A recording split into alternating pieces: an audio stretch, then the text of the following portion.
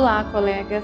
Nessa primeira aula da nossa disciplina de Educação em Comunicação e Saúde, vamos abordar alguns conceitos iniciais sobre a nossa disciplina. O nosso texto de referência é o de Vânia Alves, intitulado Um Modelo de Educação e Saúde para o Programa de Saúde da Família. Vamos começar trazendo um conceito de educação. Existem vários, escolhemos um de Paulo Freire. Para ele, a educação é um processo constante de criação do conhecimento e de busca de transformação, reinvenção da realidade pela ação e reflexão humana. Ele defende que há duas espécies gerais de educação: a educação dominadora e a educação libertadora. No nosso caso, nós precisamos escolher a educação libertadora. Por quê? Porque a educação em saúde precisa ser utilizada como um recurso para empoderar pessoas, famílias, comunidades, conselhos de saúde. Esse empoderamento se refere tanto às noções de autocuidado como à luta por melhores condições de vida, já que elas são determinantes no processo de saúde, doença e cuidado. Vânia Alves faz uma classificação muito didática sobre dois modelos de educação em saúde que representam dois extremos entre os quais nós transitamos, que são os modelos tradicional e dialógico. Será que as atividades educativas que você tem realizado se identificam mais com o modelo tradicional ou com o modelo dialógico? Vamos conhecer melhor cada um deles? Vamos começar pelo modelo tradicional, o mais conhecido, aquele no qual a maioria de nós foi formado ou deformado. No modelo tradicional, o público-alvo das ações educativas é sempre o outro, ou seja, o usuário, a família, a comunidade, pois partimos da premissa de que nós somos os detentores do saber e que o outro não tem nada ou muito pouco para contribuir. O objetivo no modelo tradicional é de modelar condutas. Para a maioria dos profissionais de saúde, se nós perguntarmos para que serve a educação em saúde, provavelmente a voz do senso comum nos dirá: educação em saúde serve para a gente tentar fazer com que o outro mude de comportamentos, mude hábitos nocivos à saúde. É no mínimo pretensioso e ingênuo da nossa parte julgar que sejamos capazes de modificar o outro. Mas no modelo tradicional, nós acreditamos nisso e nos colocamos numa postura normativa, prescritiva, em que nós vamos dizer para o outro o que ele deve fazer. E que muitas vezes, sejamos sinceros, nem mesmo nós fazemos, não é verdade? Quanto à forma, ou seja, as estratégias, no modelo tradicional predominam as campanhas e as palestras. As campanhas são uma prática herdada da polícia médica lá do final do século XVIII. É um termo de origem militar e significa o esforço de um grupo para atingir um objetivo. Um objetivo bem delimitado, uma operação planejada para ter começo, meio e fim. E para a maioria das ações em saúde, nós precisamos de continuidade. Exemplo, a vacinação. É importante ter campanhas para sensibilizar a população? Sim, mas ela deve acontecer todos os dias na unidade. Nós ainda fazemos campanhas e não há problemas nisso. Mas é importante termos a clareza das suas limitações. Elas são pontuais e geralmente utilizam uma linguagem única para diferentes públicos. Então, é comum que a gente gaste muito recurso e que tenhamos pouco retorno com elas. A outra estratégia largamente utilizada no modelo tradicional é a palestra. As palestras são encontros em que o poder da fala é centralizado em uma ou poucas pessoas, cabendo às demais a escuta passiva. Elas costumam ter algum resultado quando estamos num público adulto e altamente motivado, e às vezes nem assim. Exemplo, uma aula de especialização. Todos que estão ali estão porque querem, e muito. E ainda assim, a aula expositiva pode ser cansativa e sem sentido. Quanto aos espaços, a educação em saúde no modelo tradicional se limita aos espaços formais, institucionais, como, por exemplo, a sala de espera da unidade, as reuniões com grupos específicos de gestantes, hipertensos e diabéticos, as escolas e também os meios de comunicação em massa.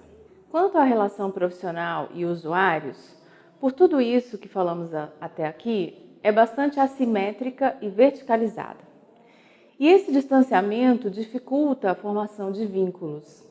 Se não criamos vínculo, dificilmente vamos conquistar a confiança do usuário. E se não temos a sua confiança, por que pensamos que eles vão nos ouvir? Diante de tudo isso, o modelo tradicional, apesar de hegemônico, é muito limitado, porque ignora o contexto social, cultural, ignora a subjetividade das pessoas, dos grupos, desvaloriza o outro. É um modelo em que nos mantemos muito autorreferenciados, autocentrados e que ignoramos, sobretudo, a nossa própria ignorância. Muitas vezes o outro não entende por falha de interpretação nossa, mas nós seguimos em frente, sempre em frente, sem parar para refletir, para ouvir. E é o modelo ideal para a conformação e não para a transformação. A educação tradicional serve para manter cada um no lugar em que está na nossa grande pirâmide social. Serve para oprimir o oprimido e culpabilizar a vítima, afundando ainda mais a sua autoestima. Então, por tudo isso, esse modelo não serve para nós na estratégia de saúde da família, porque nós precisamos de uma prática que fortaleça as pessoas e os coletivos. Então, vamos ao que nos interessa, o modelo dialógico de educação e saúde. Nesse modelo, nós também fazemos parte do público-alvo, ou seja, nós admitimos que nós também temos o que aprender. Nós quem? Nós da equipe de saúde, da gestão, da universidade, enfim, todos os atores envolvidos no dia a dia da saúde da família. Pois como nos diz Paulo Freire, quem ensina, aprende ao ensinar. E quem aprende, ensina ao aprender. Se nós não sentimos isso, alguma coisa está errada. Talvez nós estejamos no lugar errado, ou ainda não estamos preparados para ele. No modelo dialógico, os objetivos são transformar saberes, construir novos saberes a partir da interação com o outro, educar para libertar, tanto individualmente como coletivamente. No que se refere às estratégias, o modelo dialógico, como o próprio nome sugere, implica trocas, a inclusão do outro, dos seus conhecimentos prévios, dos seus sentimentos. É um modelo que dá voz e lugar ao outro. Fazemos muito isso nas nossas rodas de conversa, por exemplo. Claro, desde que a roda não seja apenas uma disposição diferente das cadeiras. Quanto aos espaços, as atividades educativas no modelo dialógico podem acontecer em qualquer lugar. Sabe aquela frase do Milton Nascimento, o artista tem que estar onde o povo está? É bem por aí. Nós podemos fazer educação em saúde num bar da esquina, debaixo de uma árvore, numa praça, num clube de idosos, num terreiro de candomblé, no salão de uma igreja evangélica. Ou seja, não precisamos de espaços e momentos formais. Mas cuidado, isso não quer dizer que as atividades educativas dispensem planejamento. Aprofundaremos mais para frente. A relação profissional-usuário nesse modelo é horizontalizada, interativa, de trocas. E quais são os limites do modelo dialógico? Vânia Alves traz justamente o que já comentamos, sobre o fato de a maioria de nós ter sido educada dentro dos modelos tradicionais. E aí não posso deixar de trazer uma fala de Ricardo Sessin, e ele diz assim: precisamos abandonar, desaprender o sujeito que somos. Precisamos ser produção de subjetividades, todo o tempo abrindo fronteiras, desterritorializando grades, deixar de ser o sujeito que vimos sendo, por exemplo, que se encaixam em modelos prévios de ser profissional, de ser estudante, de ser paciente. Por falar em modelos prévios, vou usar o restinho do nosso tempo para contar uma história real para a gente pensar. Uma vez, numa disciplina da graduação aqui na UFBA, em que trabalhamos muito com educação e saúde, fomos fazer uma atividade numa escola pública do ensino fundamental aqui em Salvador. Estávamos em 2 grupos da UFBA, um de odontologia e outro de outro curso. Estávamos tentando fazer uma atividade interprofissional. Os alunos desse outro curso levaram um filminho para passar na escola. Era um desenho infantil e o tema era a destinação do lixo.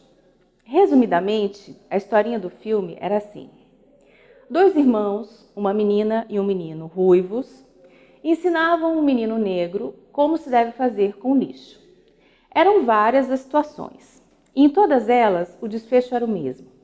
Essas crianças ruivas, bem nutridas, de bochechas rosadas, muito solícitas, ensinavam um menino negro, representado de modo bastante caricato, como um menino desligado, desleixado, que parecia não ligar para a sujeira.